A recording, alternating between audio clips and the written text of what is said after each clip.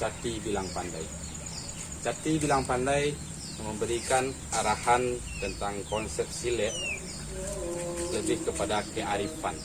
Jadi menggabungkan dari karakter-karakter sebelumnya, kemudian mengemasnya dengan kearifan. Jadi inilah keahlian Cati Bilang Pandai yang membungkus seluruh gerak langkah silet dengan kearifan. Jadi membaca situasi yang dikenal dengan istilah gari, garak, dan lebih kepada pengertian yang lebih dalam. Apa yang dimaksud dengan gari? Gari itu lebih kepada tanda-tanda pergerakan. Jadi belum geraknya, tapi tanda-tanda pergerakannya. Jadi biasa di kampung secara tradisional, orang ketika bicara tentang aliran, dia akan membaca gari. Gari ini dalam arti tanda-tanda, oh ini gari dari gurunya sianu. Dan itu lebih kepada aliran.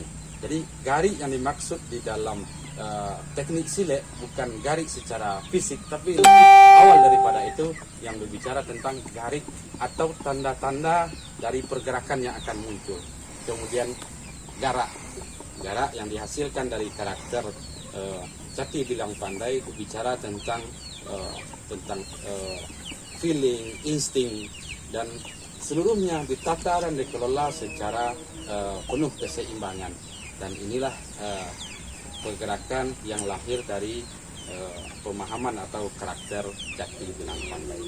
Dan yang terakhir tentang karakter silet yang berbicara tentang Datuk Suri Dirajo. Inilah gambaran dari keutuhan atau kesempurnaan silet yang menggabungkan seluruh karakter dari harimau campo, kemudian kucing siam, kambing hutan, anjing mualim, kemudian Datuk Tan Tejo Gurano dan Cati Bilang Pandai, dan yang terakhir wujud utuhnya adalah Datuk Suri Dirajo. Inilah kesempurnaan atau wujud yang sempurna dari silet yang dibangun dengan ideologi atau pemahaman tentang langkah tigo, langkah ampek, dan langkah sambilan.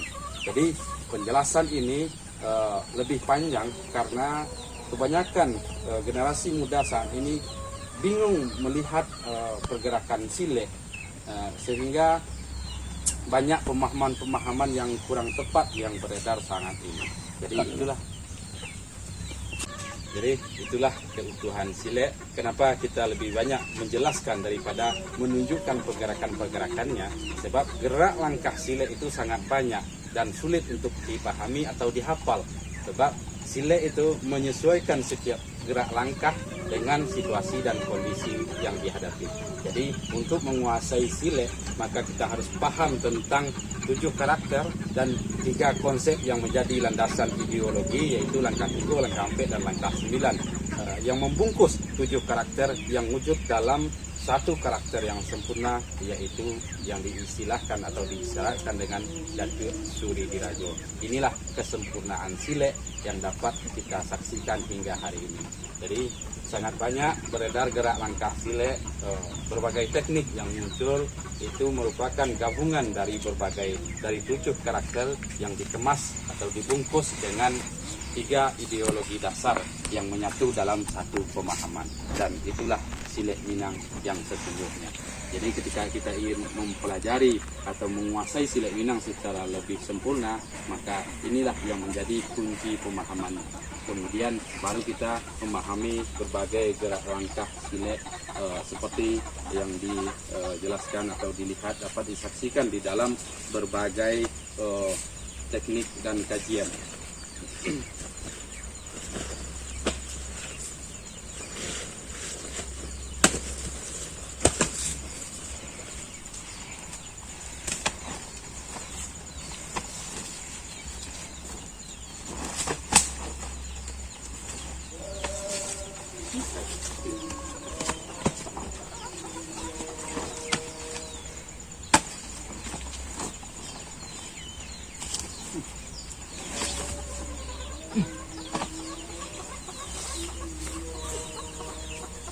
Jadi banyak sekarang yang lebih dominan muncul gerak-gerak kaku dari silet.